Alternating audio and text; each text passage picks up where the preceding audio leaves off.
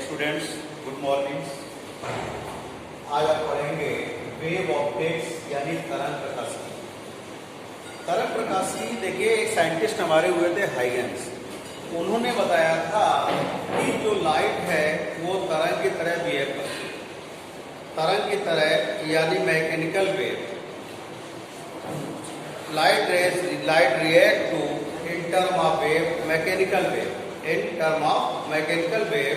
तो हाइगेंस के तरंग सिद्धांत के अनुसार उन्होंने कहा कि जब मैकेनिकल वेव है यानी अनुदैर्ध्य तरंगें हैं तो उनके संचरण के लिए एक माध्यम की आवश्यकता होती है। तो उन्होंने कहा एक सर्वव्यापी माध्यम ईथर की परिकल्पना की। उन्होंने क्या किया कि एक सर्वव्यापी माध्यम, उन्होंने पहला तरंग सिद्धांत क्या था, उन्होंने कहा कि तरंग प्रकाश जो होता है तरंगों के भाग तरंगों के रूप में संचरित होता है, ये आंतरिक तरंगों के रूप में संचरित होता है यानी अनुदैर्ध्य तरंगों के रूप में संचरित होता है। तो उनसे पूछा गया कि तरंगों के संचरण के लिए एक मीडियम की जो रिक्वायरमेंट होती है, एक माध्यम होना चाहिए। तो उन्होंने कहा एक माध्यम ने मान लिया ईथर। क्या मान लिया? सर्वव्यापी माध्यम, यानी कि हर प्लेस पे जो पॉसिबल होगा उसकी प्रेजेंसी होगी। वो क्या मीडियम था? ईथर। क्या था? ईथर। उन्होंने सर्वव्यापी माध्यम ईथर की परिकल्पना की। ईथर एक ऐसा, मतलब कहने मतलब यह हुआ प्रकाश है जहाँ ईथर है वहाँ। अगर लाइट कहीं पर है तो प्रकाश है तो वहाँ पर ईथर होगा। बिना ईथर के प्रकाश है तो ईथर वहाँ पर होगा। ये एक ऐसा मीडियम लिया जिसकी आप क्या कहते हैं, इलास्टिसिटी यानी प्रत्यास्थता सबसे अधिक थी और घनत्व सबसे कम था। तो उन्होंने फार्मूला होता है V = E/√E/d होता है।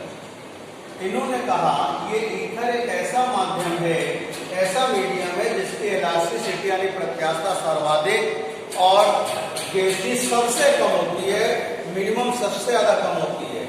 तो इससे इन्होंने लाइट की वेलोसिटी फाइंड करी 3 × 10⁻m/s।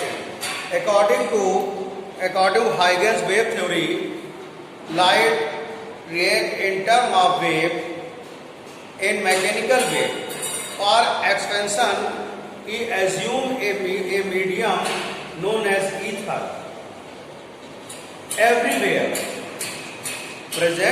ether present everywhere. It's with those medium have elasticity of the medium is maximum and density is minimum. तो इसकी जो वेलोसिटी क्या हुई, सबसे ज्यादा यानी सबसे हाई वेलोसिटी फाइंड हुई 3 × 10⁸ मीटर/सेकंड प्राप्त हुई। बात समझ में आ गई बेटा? नेक्स्ट टॉपिक है आपका वेव फ्रंट। वेव फ्रंट यानी तरंगाग्र क्या होता है, ध्यान समझिएगा।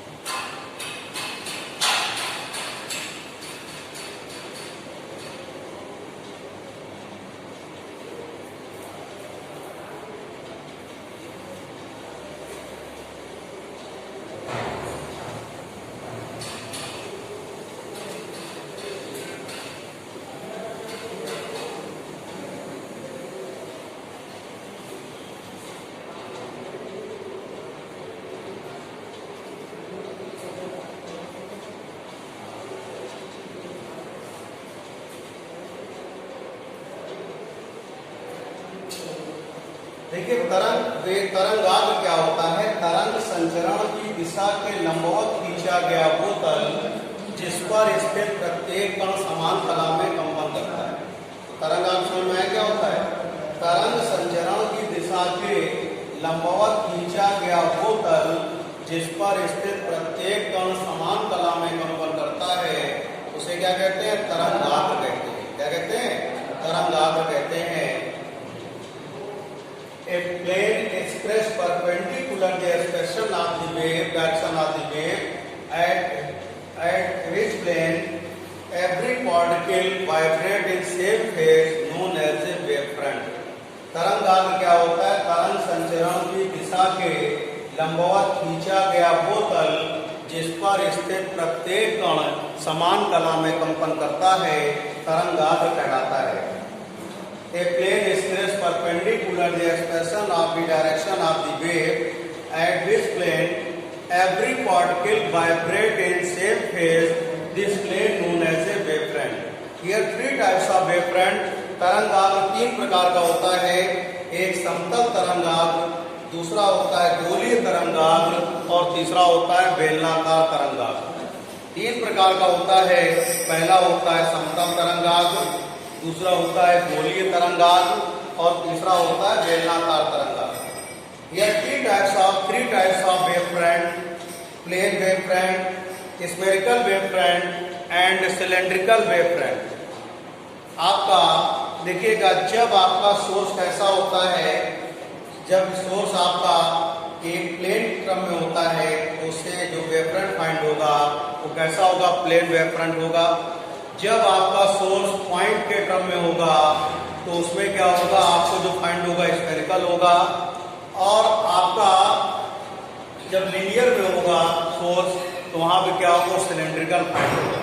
यानी कि जब आपका प्रकाश स्रोत आपका आयताकार, वर्गाकार जैसा भी होगा तो आपसे क्या होगा? समतल तरंगाग्र मिलेगा। जब स्रोत आपका बिंदुवत होगा तो आपको गोलीय तरंगाग्र प्राप्त होगा। और जब आपका स्रोत रेखा छिद्र के रूप में होगा, कैसा होगा? रेखा छिद्र के रूप में होगा तो वहां पर क्या होगा? आपको वहां पर बेलनाकार तरंगाग्र प्राप्त होगा। तरंगाग्र तीन प्रकार का होता है। बात क्लियर हो गई बेटा?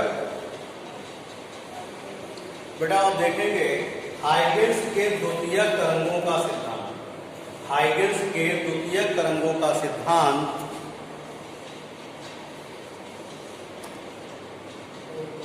हाइगेंस के द्वितीयक तरंगों का सिद्धांत क्या होता है? ध्यान दीजिए। वैज्ञानिक हाइगेंस के अनुसार इन्होंने 3 पॉइंट दिए।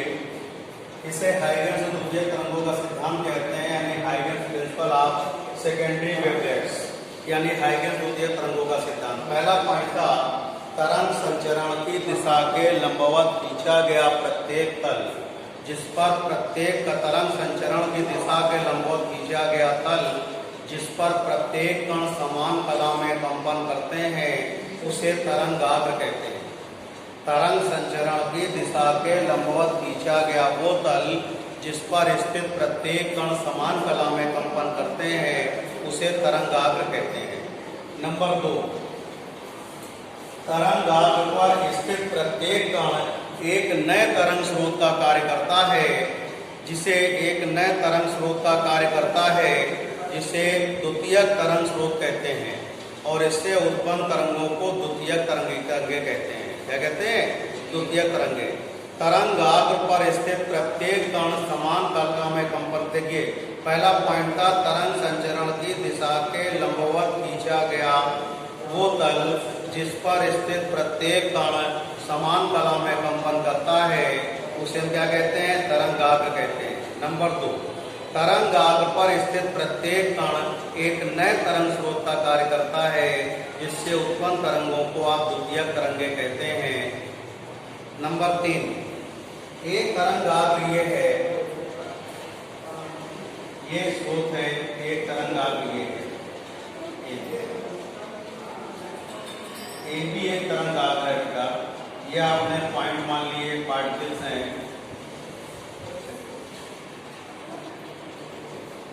1 2 3 4 5 6। अब ये स्रोत है, आपका सोर्स है, इससे वेवलेंथ v वेलोसिटी से आगे की ओर बढ़ रहा है। तो t टाइम के बाद आपको इसकी पोजीशन बतानी, पोजीशन क्या होगी। तो t टाइम v वेलोसिटी से t टाइम में कवर डिस्टेंस कितनी होगी? vt होगी। तो vt को रेडियस ले करके आप इसको सेंटर पर, ईच पार्टिकल को सेंटर लेके क्या करेंगे? सर्किल ड्रा कर देंगे। क्या करेंगे? vt रेडियस का सर्किल ड्रा कर देंगे।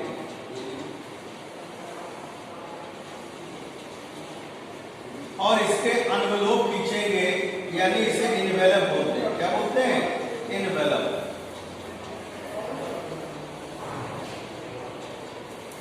इनवेलप A1 B1 जो होगा ये तरंगाग्र की अगली पोजीशन को डिफाइन करेगा जिसे हाइगन्स ने इसको एक्सेप्ट किया, और ये है इसकी पिछली पोजीशन को प्रेजेंट करेगा, इसे हाइगन्स ने क्या किया, निग्लेक्ट कर दिया। बात समझ में आ गई। अगर मान लीजिए सोर्स आपका से आपने कहते हैं प्लेन है तो क्या होगा,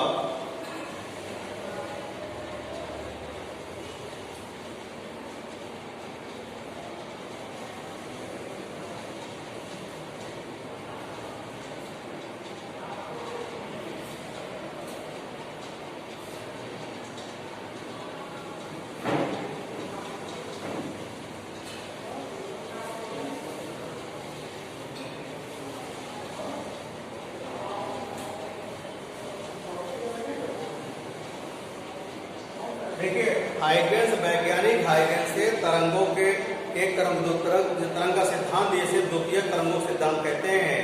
हाइगन्स के द्वितीयक तरंगों के सिद्धांत के अनुसार तरंग संचरण की दिशा के लंबवत खींचा गया वो तल जिस पर प्रत्येक कण समान कला में कंपन करता है उसे क्या कहते हैं, तरंगाग्र कहते हैं।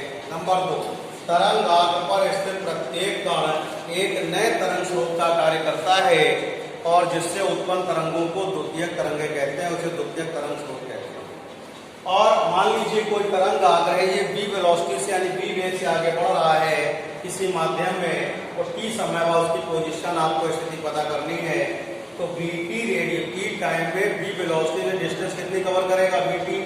तो vt को रेडियस मान करके पार्टिकल को एक सर्किल ड्रॉ करते हैं और इनके एनवेलप यानी कि अनुलोम खींच लेते हैं। तो A1 B1 इसकी अगली पोजीशन को डिफाइन करेगा जिसके हाइगन्स ने एक्सेप्ट किया, और सेकंड पोजीशन को A2 B2 को उसकी पास्ट पोजीशन को एक्सेप्ट नहीं किया। ये अगर आपका सोर्स आपका क्या कहते हैं पॉइंट है तो गोली होगा यानी स्फेरिकल होगा, प्लेन है तो ये प्लेन वेव फ्रंट है आपका। According to Huygens principle of secondary wavelets, first इन्होंने 3 पॉइंट्स आउट किए। फर्स्ट पॉइंट के अकॉर्डिंग क्या है, draw a plane perpendicular to the direction of the extension of the wave known as a wavefront. Second point, each particle of wavefront work as a secondary source of wave and develop from this source waves known as a secondary waves. Known as a secondary waves, we consider a wavefront move in a medium with velocity v. We find the position of the wavefront after t time, due to which we draw इस particle को आप centre लेकर के vt radius के circle draw करेंगे और इसके envelope of the circle envelope A1 B1 define the next position of the wavefront and accept by the Huygens, but A2 B2 past position of wavefront neglect by the Huygens. तो ये था बेटा Huygens principle of secondary wavelets यानी कि Huygens के द्वितीयक तरंगों का सिद्धांत।